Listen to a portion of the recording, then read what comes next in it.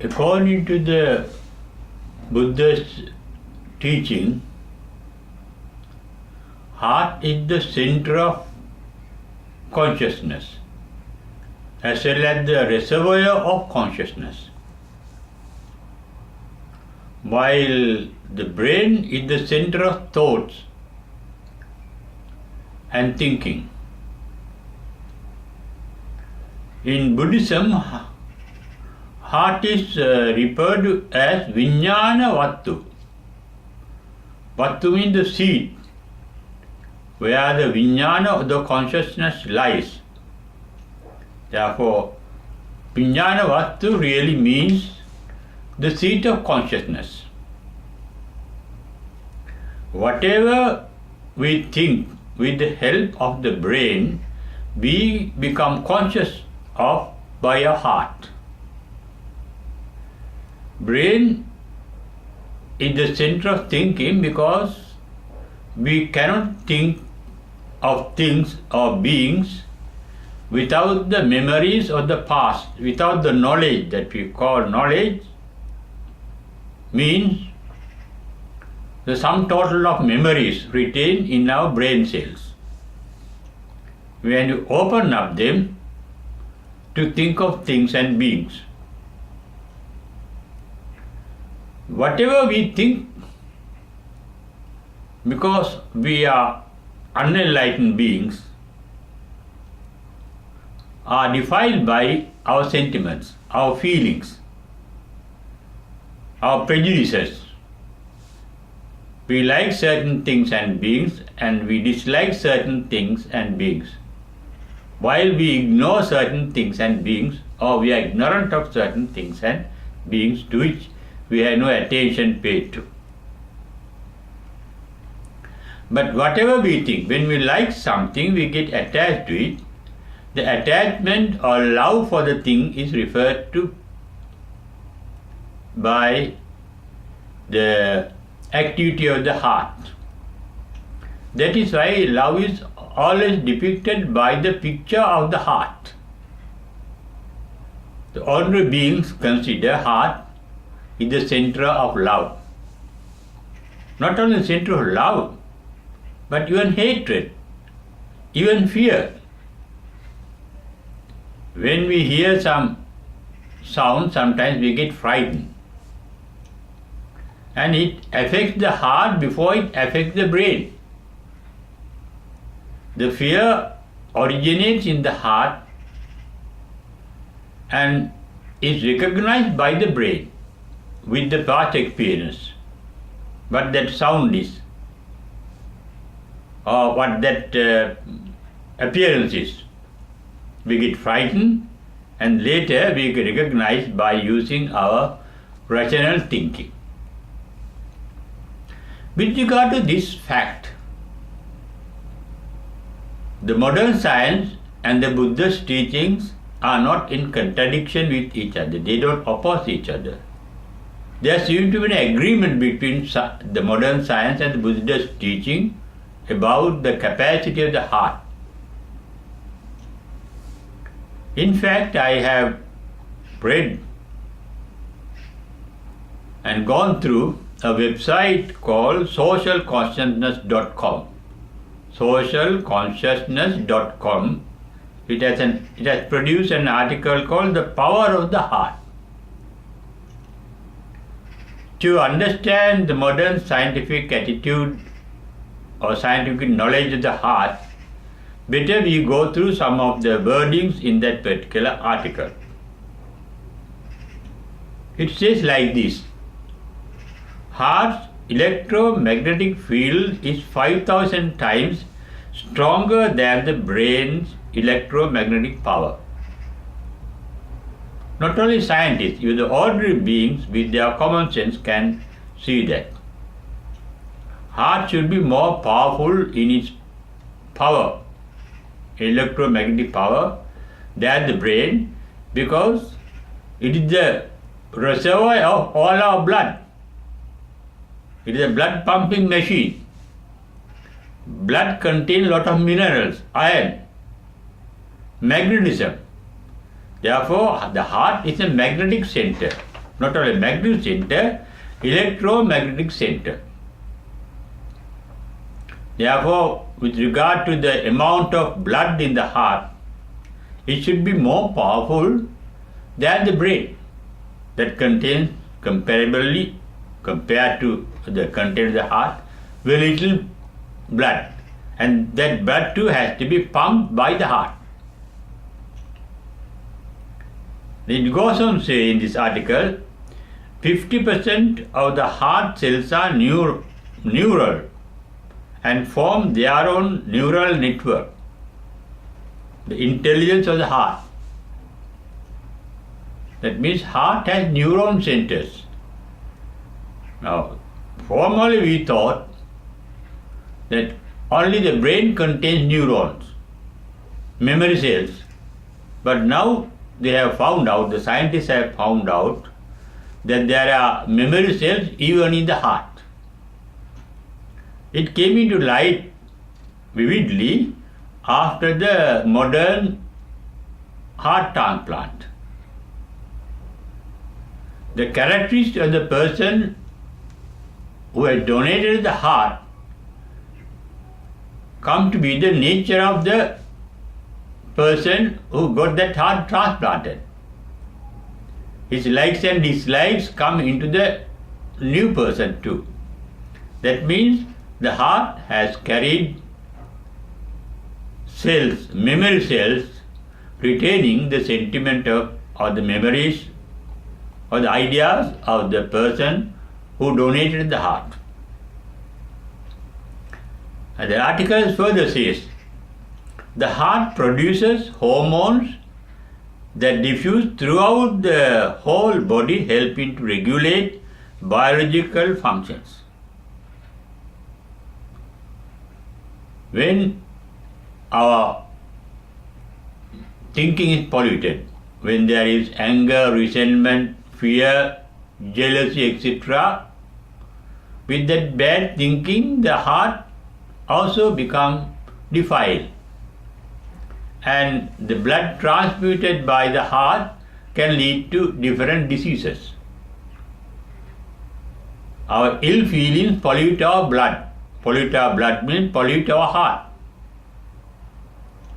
And the blood from the heart is distributed throughout the body, and it affects not only the heart, the whole body.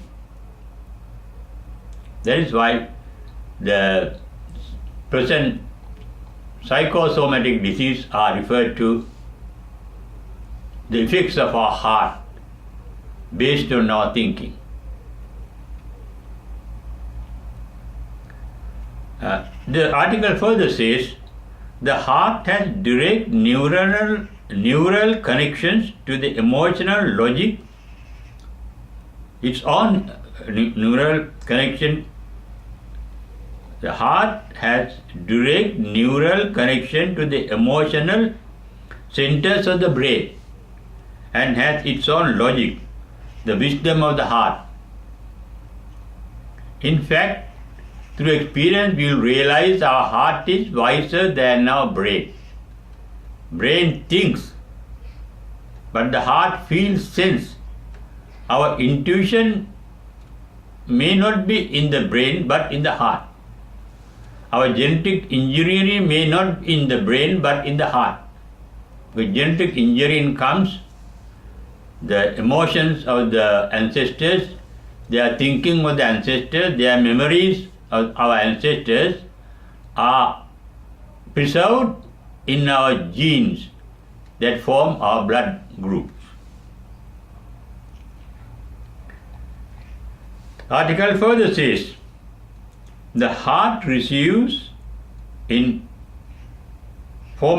directly from the environment and distributes it through the whole psychosomatic network.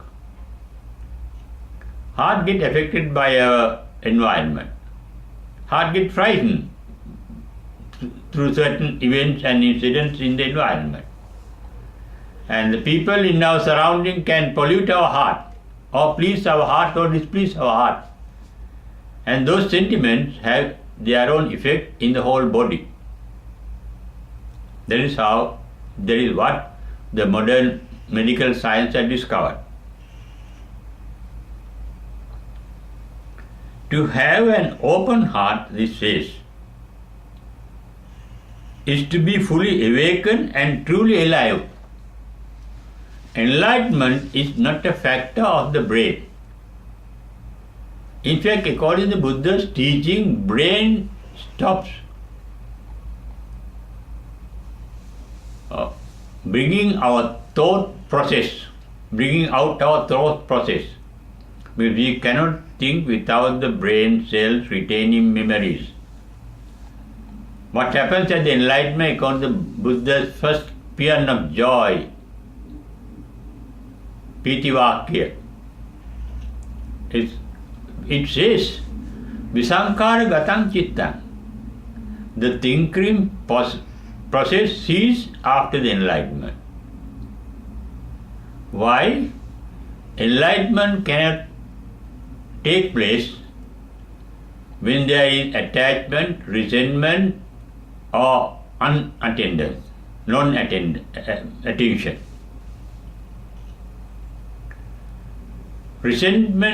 Attachment is called raga in Pali, resentment is called dosa in Pali, non-attentiveness is called moha in Pali. The state of an enlightened mind is called vitaragi, vitadosi, vitamohi. Vitaragi means free from raga, the resentment. Vitaragi means free from attachment. Vitadosi means free from resentment. Vitamohi means free from non-attentiveness. That means the enlightened mind is fully alert, fully aware. That awareness is called sati. It is aware. It really means the enlightened mind is 100% sensitive. That is why it is said in the Buddhist teaching, the enlightened mind does not sleep. It is fully alert. They do not sleep means jagaryanu yoga. The body sleeps. The body rests. It needs rest to rejuvenate its physical energy. Even the Buddha used to sleep, but it is a physical sleep, not a mental sleep. His mind was fully alert even in the sleep, according to the saying that he is also entitled with the Jagaryana Yoga, not going to sleep, free from tinamidda, the sleepiness, the drowsiness, the non-attentiveness, free from. This shows the enlightened mind free from thinking, because we think of things that we like, dislike, or ignorant of, or unaware of. But the enlightened mind is free from attachment, likes, no likes in that, no dislikes in that mind, no inattentiveness in that mind. In a particular sutta called Alagadupama Sutra, Buddha Upama means similar. Buddha compared his teaching, his Dhamma, to a serpent. We are going to catch the serpent, he must be kept in the proper place, in the proper way.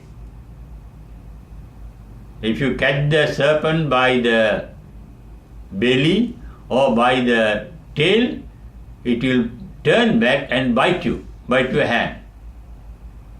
Similarly, if you get hold of Buddhism, Buddha's teaching, in the wrong way, in an inappropriate way, it can harm us.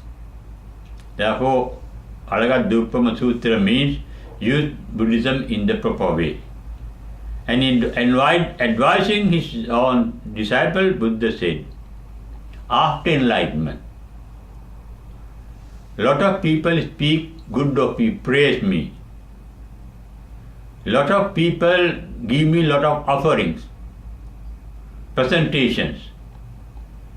Whatever praise they utter, whatever donation they may give, I have no ecstatic joy with regard to that, no ananda. I don't get excited. I have no pleasure in getting their praise or donations. No, I get displeasure when somebody scolds me, when somebody insults me, when somebody is trying to do something harmful to me or doing something harmful to me, I am not perturbed. That is what is said even in the Mahamangala Sutra. The enlightened people, enlightened beings, are not, the normal beings who are enlightened, are not perturbed or disturbed by the worldly vicissitudes, whatever that happens. Whether there's a gain or loss, labo or labo, they are called the Loka Dharma, both in gain and loss, the mind is very calm, not disturbed, not overpleased, not pleased, no displeased. And that is the state of an enlightened mind. Pleasure means a process of thought. Displeasure means a process of thought. Like means a process of thought. Dislike is a process of thought. There is no thinking process taking place in an enlightened mind according to the first paean of joy, where I refer to the state of an enlightened mind, Visankara Gatan Chitta, free from thinking, free from the thinking process. The mind is silent, not thinking. The mind has two activities. One is unintentional, the other is intentional. We think with some motive, with some intention. The self is there to think. The memories are there. Self means the memories. I call myself a bundle of memories. My past I consider as myself. The image formed by the experiences of my past. Experiences are images that I have written in my Brahma self. Buddha does not identify himself with those memories. He is free from that. Hard disk is there, the memories are there, but he is not influenced by those memories, nor dominated by the memories, no controlled by the memory. That means no control by the idea of self, myself. When there is no self, that means when there are no memories dominating oneself, the idea of self is no more there, but things happen automatically.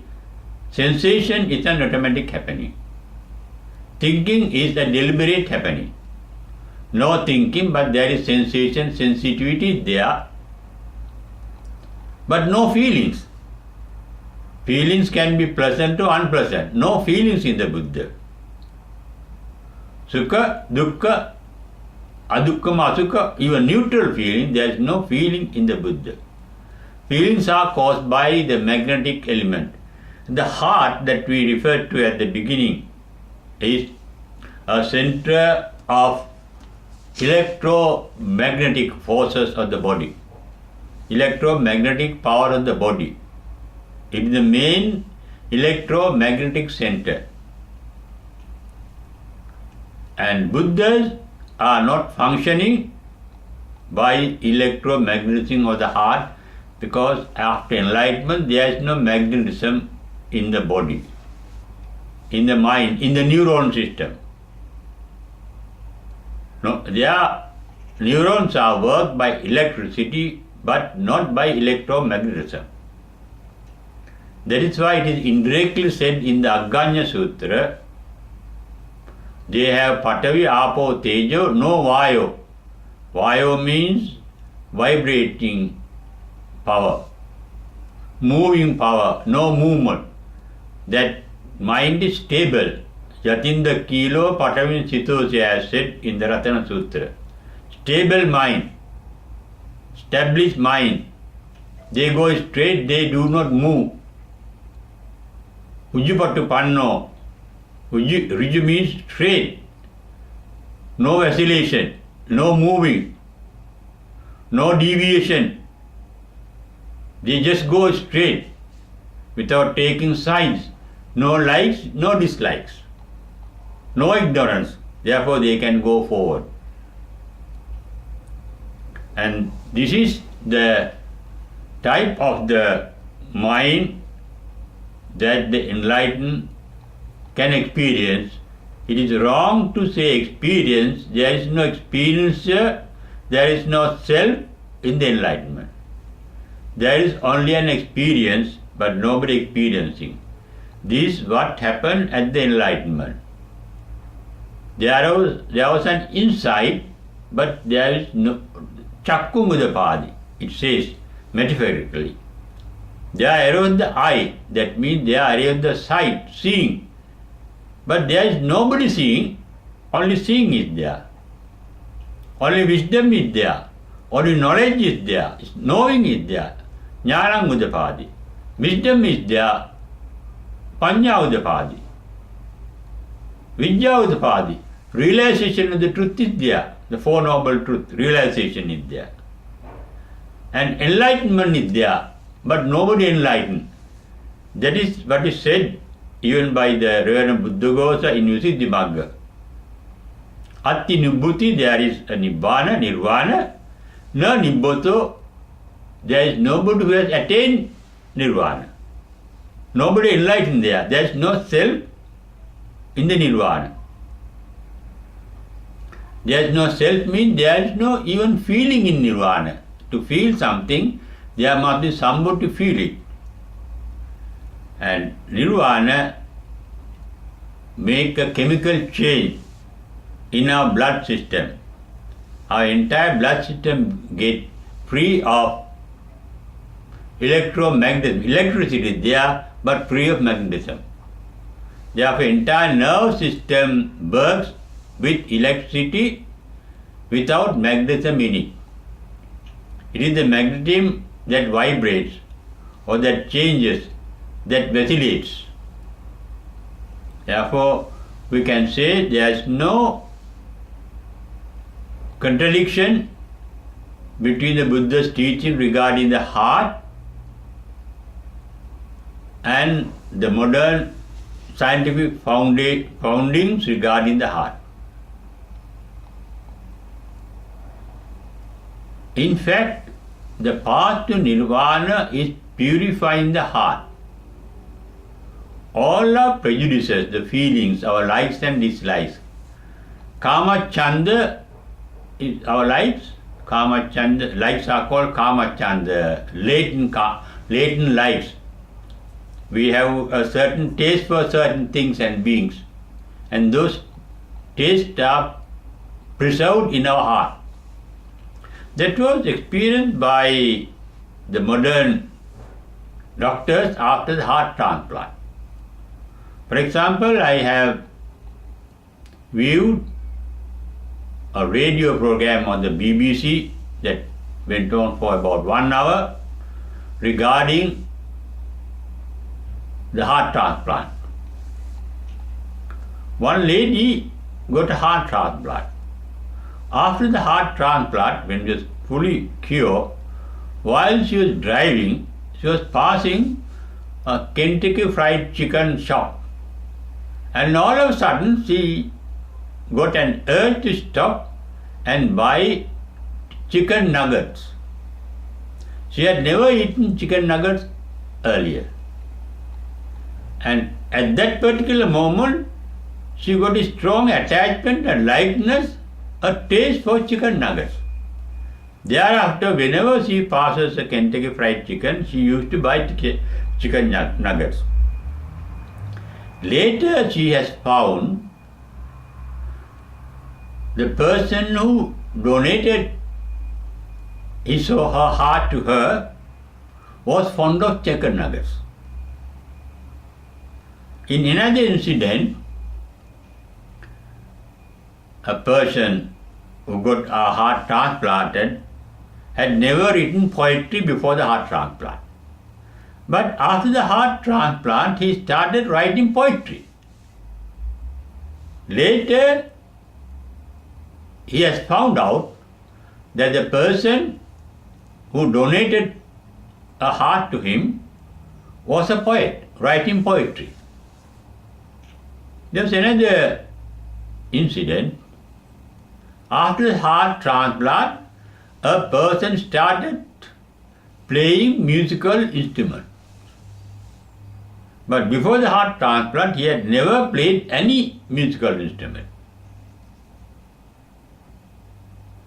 And the doctors later realizes heart contains brain cells, neurons, memory cells that carry the memories of the person who donated the heart.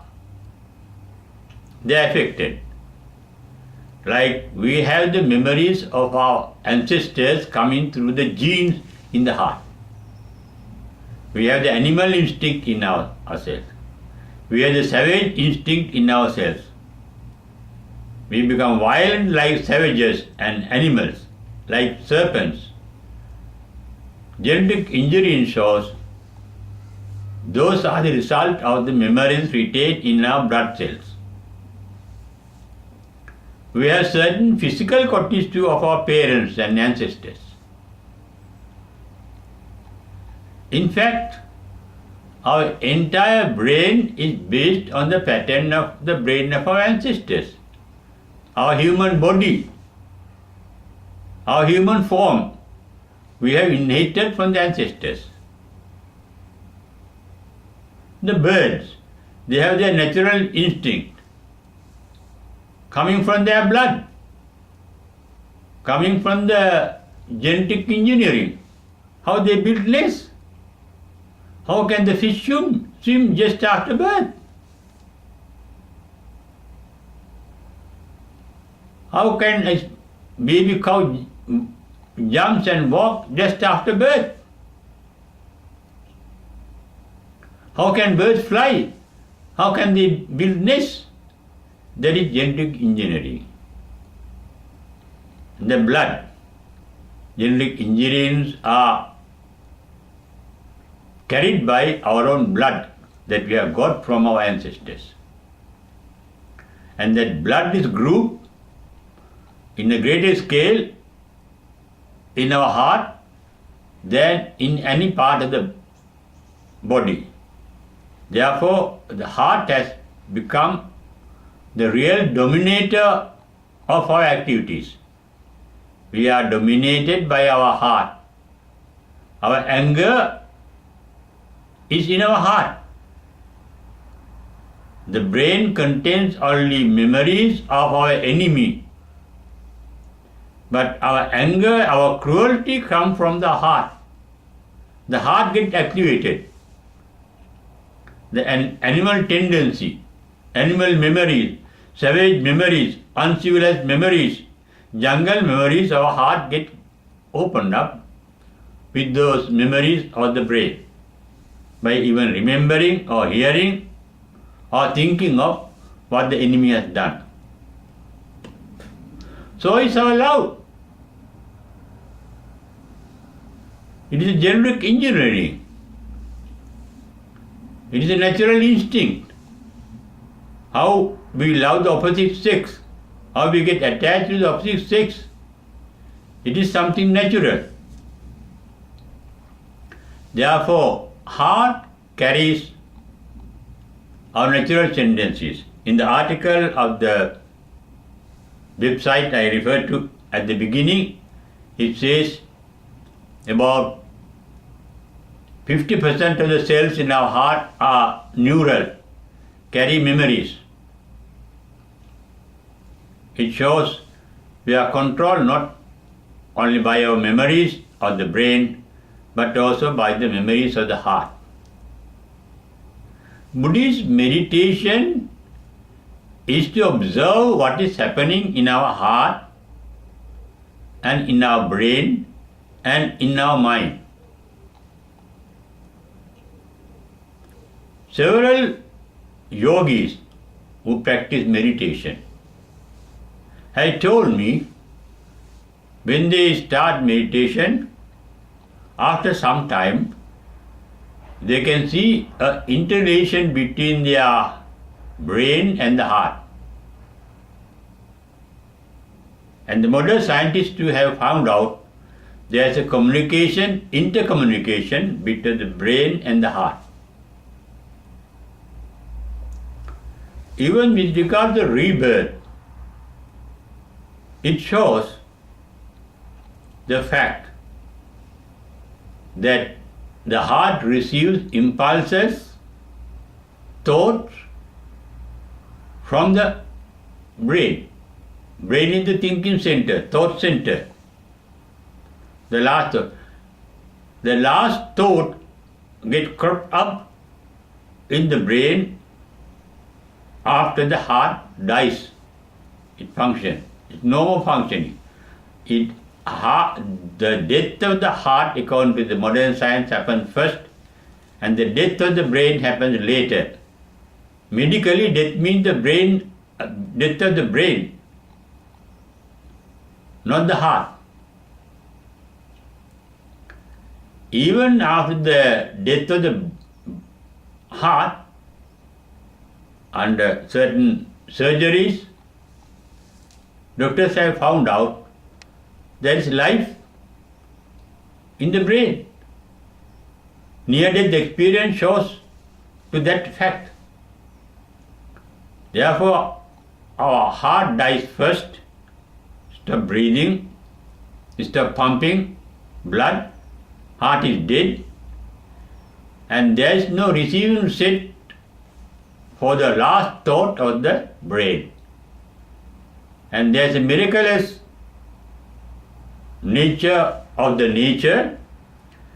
There can be some heart, some nucleus, maybe in the mother's womb, somewhere, some nucleus, some center, a physical unit, small physical unit, having the same frequency of our last thought. And the connection between that center and the last thought is called Patisandhi Vinnaana. Vinnaana means sensation. There is no communication link between the heart and the brain. In that particular, there is communication, nervous communication, but really the last thought comes to the heart, not through the nervous system, but through the magnetic power. The magnetic power called karma is lost after enlightenment. Therefore, the enlightenment, one's last thought, does not take place, rebirth in another womb. Naidatu Gabba Seyam Punurayatiti, as said in the Karnimi Sutra. They just get blown off. Nibbanti Dhira Yatayam Padivo. As a light is blown off, lamp light is blown off, they get just blown off. Nobody can see where the light has gone. But when there is magnetism, when there is karma, electromagnetic power of the body and the mind, there can be rebirth. And the rebirth consciousness is called Patisandhi Vinnaana. And the tendency for Patisandhi Vinnaana is preserved in the heart, but with the last thought, the heart is unable to be in touch with or receive the last thought. Therefore, some other unit, some other element receive that particular thought, and that is called rebirth consciousness or Patisandhi Vinnaana. These are theories, but through practice of meditation, one can realize within himself the relation between the brain and the heart. There is interrelation between the heart and the brain through blood channels and nerve channels. But without that connection, there is interrelation magnetically between the heart and the brain. because heart too can radiate electromagnetism, so can the brain radiate electromagnetism. But according to this article that I mentioned at the beginning, the radiation power of the heart is 5,000 times greater than that of the brain. Therefore, whenever we have good feelings, benevolent feelings, they can radiate from our heart to the entire universe beyond all bounds. And being good-hearted is therefore of great service to the world, even without thinking or talking or doing anything for the good of the others. The mere benevolence. It shows a benevolent heart emanate benevolent radiations throughout the universe beyond its limits. That one will be able to realize once one practices the idea of benevolence both in the head and the heart. The head can direct, the heart can emanate the benevolence to the entire universe beyond its bounds. And that is the greatest benefit the world can enjoy when one's heart is purified. That is why for 20 years the only advice given by the Buddha to his disciple was Sachitta Paryodapana. Purify your thought. Chitta there means purify your heart, purify your feelings. Make it free from magnetism, make it free from prejudices, make it free from likes and dislikes, and be benevolent in thoughts, words and deeds. That is the teaching of the Buddha, with which we can serve the world silently. They are called Muni, sages are silent beings. They need not talk. Without talking, without communication, there can be a communion. Communication by words and deeds, signs. Communion from heart to heart. A good-hearted person can communicate with other good heart with similar frequencies. Because heart is, according to science, 5,000 times more powerful than our brain electromagnetically. And it shows the Buddha's teaching, Vinnaana-Vaththu is the heart, not the brain. And let us make use of the power of the heart for the benefit of the entire world, entire universe, for the benefit of all beings, animate or inanimate.